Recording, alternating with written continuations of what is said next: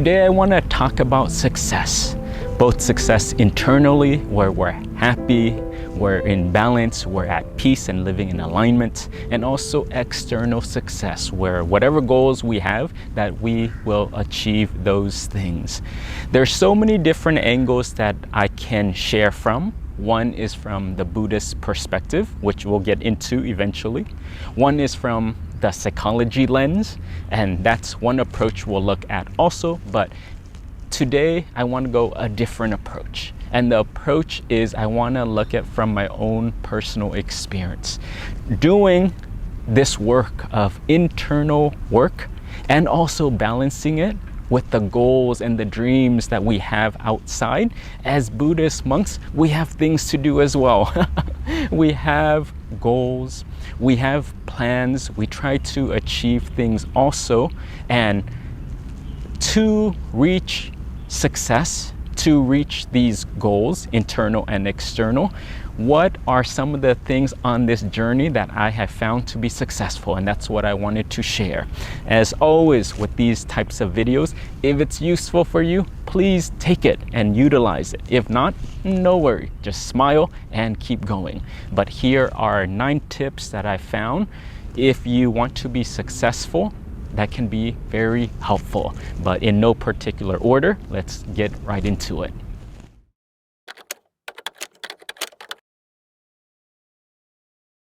Meditation. Meditation is crucial. And for us, and for myself personally, what I have found is that this is the foundation of our work. The fact that we have goals and desires, no problem. That's okay. However, when we start to engage in the outside world, more desire can come in. And because we're using our 5 senses, our sight, the things that we see, our smell and our taste and our touch and interaction, what happens? We start to get more emotions. We start to attach to these emotions. There starts to be conflict and our mind starts to get clouded.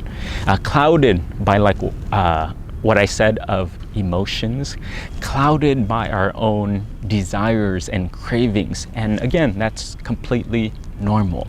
However, what we need to do is to go the long distance, to go the long term. Meditation needs to be part of it. And the way we learn in the monastery, the easiest analogy to understand meditation, it's a shower for the mind.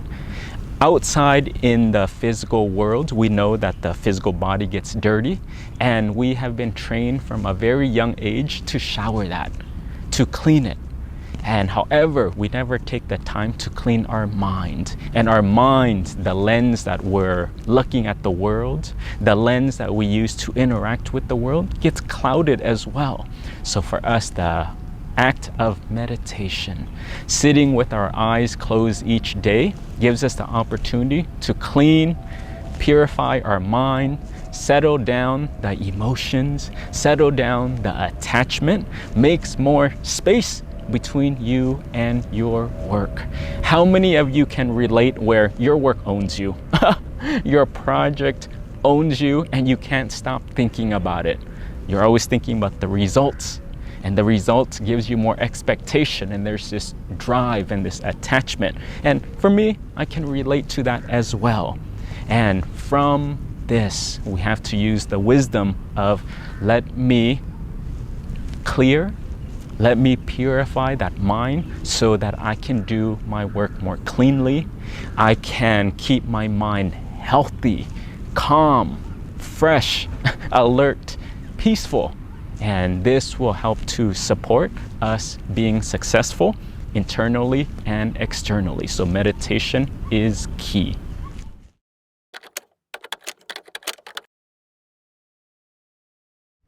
Take time to cut off the work. When it comes to our work, it can consume us in the things that we're trying to do and we're trying to achieve. What is so important in that is we need to take time to shut off, to cut off, and that is short-term cutting off and also long-term cutting off. Short-term is just in your daily life. Make sure you have a period where you can rest. Have a time where a certain period in the night, okay, we gotta turn off. We gotta close the computer, we gotta turn off the phone and shut off work, shut off these goals and these passions that we have so we can recharge. Long term, we need an extended period as well, otherwise we'll get burnt out.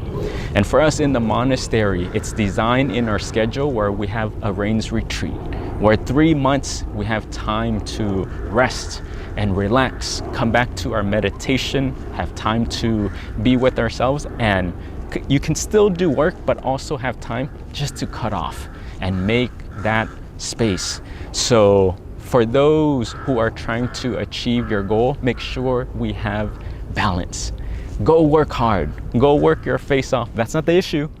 But just like a car, where if it's running, the motor is running, it starts to get hot, and you never give time for it to cool off, it's gonna crash.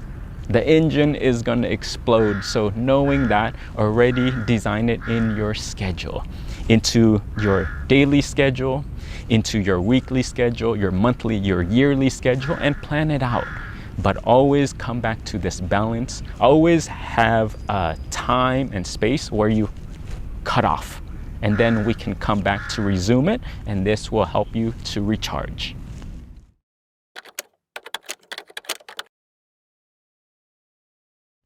Make resolutions. In the monastery for us this is something we do on a daily basis. Make resolution can be seen as just making a wish, sending it out into the universe, however you want to language that, but it's setting a projection into the future to lay out a map for you in the future. And an example for us to understand this, it's like us being in our car. To get to our destination, put in the coordinates. What do you want? And set that trajectory. And also by setting this wish, it reminds us of where we're trying to go. What are we trying to achieve? And when we have this map, our actions, our speech, our thoughts starts to align, starts to match our life to reach these goals. So some ways that we can start to set resolutions is making wishes for your health, that you have good health, that you have good intentions regarding the people around you, to have real friends, good spiritual friends. This is important, to have friends with good intentions. Make sure that you are safe wherever you go and protected, free from harm and danger.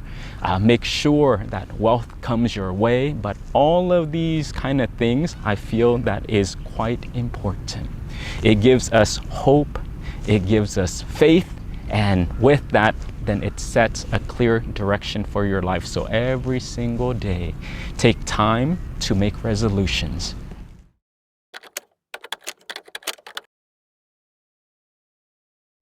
Practice generosity. Generosity can come in many forms. It can come through giving of your resources, giving up of your time, giving of your wisdom to help others, and also meditation and asking for forgiveness. These are all ways of practicing generosity. Generosity, when we practice it, one, it lets go of greed. Also, practice generosity produces pure energy. And to tie it with the last point that we talked about of making resolution and using the analogy of it being like a GPS, being a coordinate of where you're trying to go with your goal. That's step one. Step two then is to reach your goals. After you put in the coordinates, you need gas.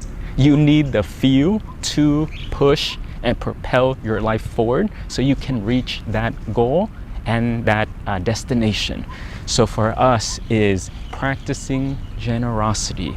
Anytime you engage in this, when your mind is pure and bright, then again it produces energy, positive, pure energy that will help to propel your life forward. It will drive and it will send the right people, the right opportunities to help support you to reach this goal. But from what I have found in my experience is that this is such a key part of it. Keep adding more gas, and what I find is that your goals, you'll reach them faster, and you'll actually reach them to begin with. But this is another way that can help to support you in order to be successful.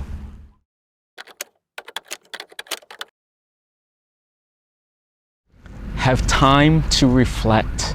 This is an important piece because for people who are driven, we're so used to going, which is a great quality. We put our heads down, you don't get distracted, and go. Go towards your goal, work hard, and go, go, go. Along the way of this going, along the way of this doing, then what happens is we start to meet other people. We start to hear things. Like I said, you start to use your senses. You start to have more cravings and desires. Your mind starts to get clouded because we're interacting. And what happens is there starts to become a hairline crack. In the beginning, you're not going to even notice. And then the greed, the anger, the delusion starts to take you off course bit by bit. And this is so refined. Without paying attention, you think you're going in the right direction, and you kind of are, but it starts to swerve a little bit. And without having mindfulness, without having time to really assess your situation, pull back from your situation and look at it from a big perspective, you may not notice that you're going the wrong way. So from that, I would say take time to come back and reflect. Pull back out from your work, from what you're doing, and see, whoa, where I'm trying to go, is it still in alignment? Am I neglecting myself? Am I still even happy doing this? Is this what I'm trying to achieve? Is it making me a better person or a worse person?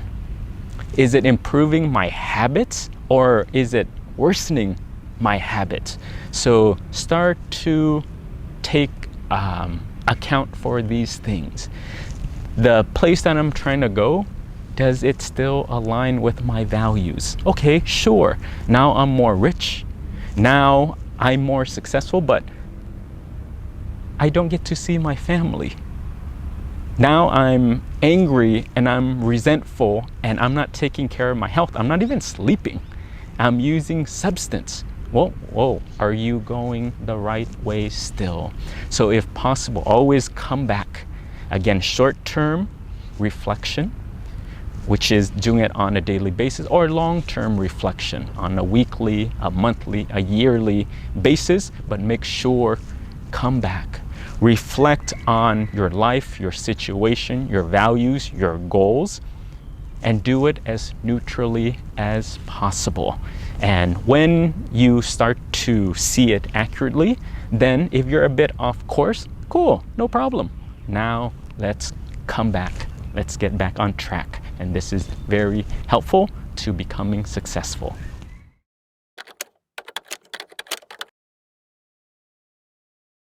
Stay close to teachers and mentors. So when we start to achieve success, it comes with credibility, it comes with identity, it can come with more ego, and on this path, it's so easy to lose ourselves. Like I said, these kind of changes happens at a very subconscious level. And when it's happening, because we're in it, we can't see it. And what I found to be helpful is I always come back to my teacher monks. I always come back to my brother monks and I want to hear their wisdom. I want to hear their teachings, and it always reminds me of the foundation. In my context is, what does it mean to be a monk? What does it mean to be a good monk? What does it mean to be a peaceful and happy monk? And I find that being around these teachers help you to check your ego, help you to make sure you're grounded and you're still pure and you're going in the right direction. Otherwise, without teachers and these anchors, then we start to believe that we know everything. We start to believe, I'm good. I'm so smart, I'm so wise, but that's the beginning of the end. And it can be so dangerous. So I always try to humble myself, come back to being a brand new monk, young monk, and being around my teachers, and to learn, to empty myself and come back to the basics. And I find that this is such an important anchor, and the more successful you are, the more this can be helpful.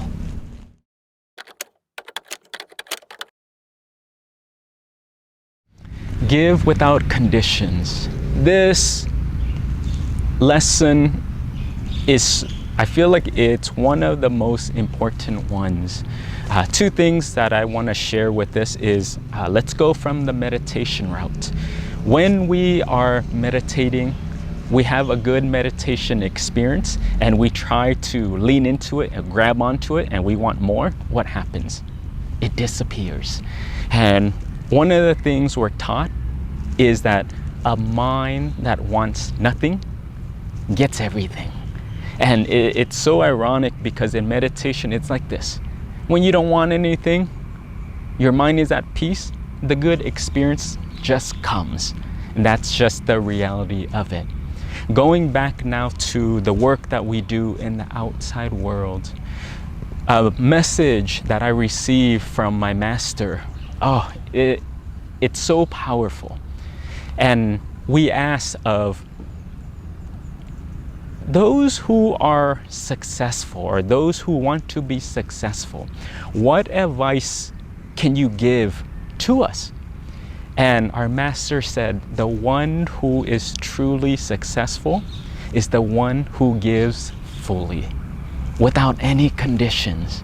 And this has always stuck to me. It was so deep. And from this message, I try to implement it into the work that we do.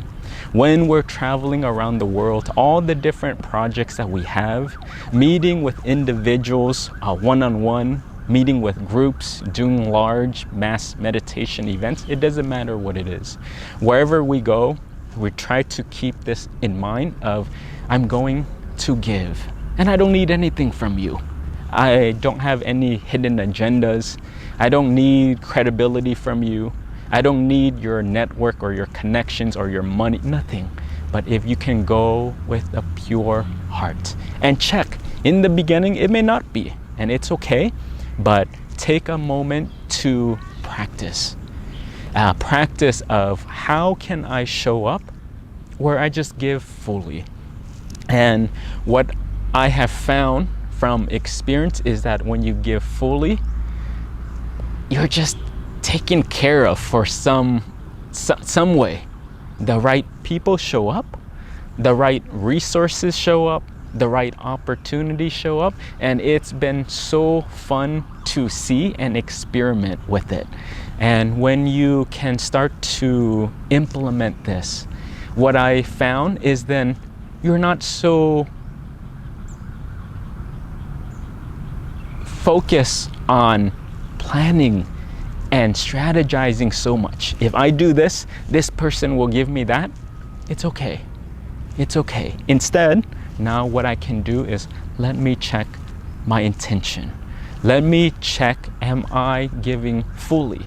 And if I can do that, and then if I can show up without wanting and craving anything, I find that that is the key to success. So give, and give unconditionally.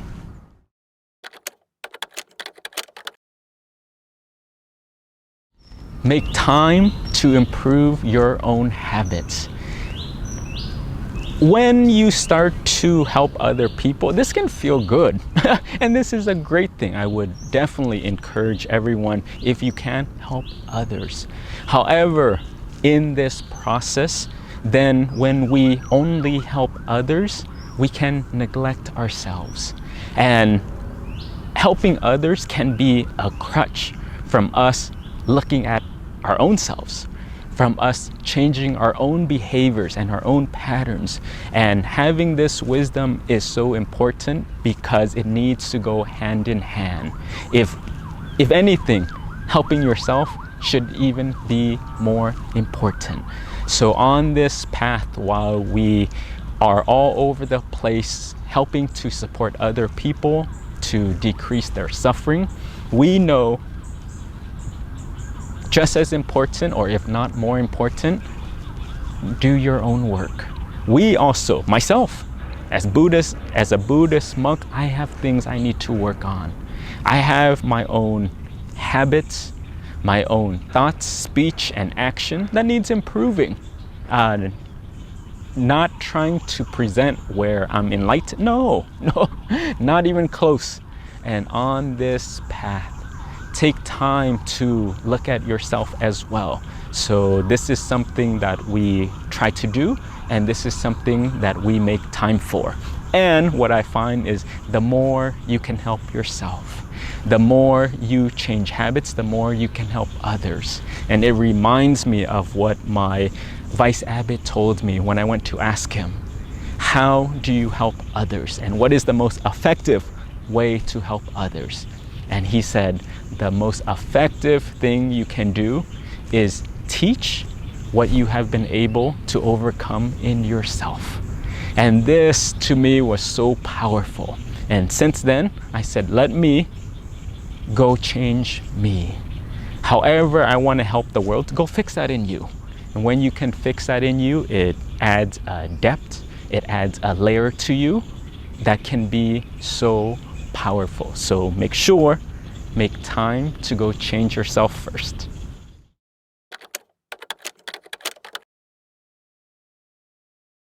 And the last tip I would say is keep your outside environment clean.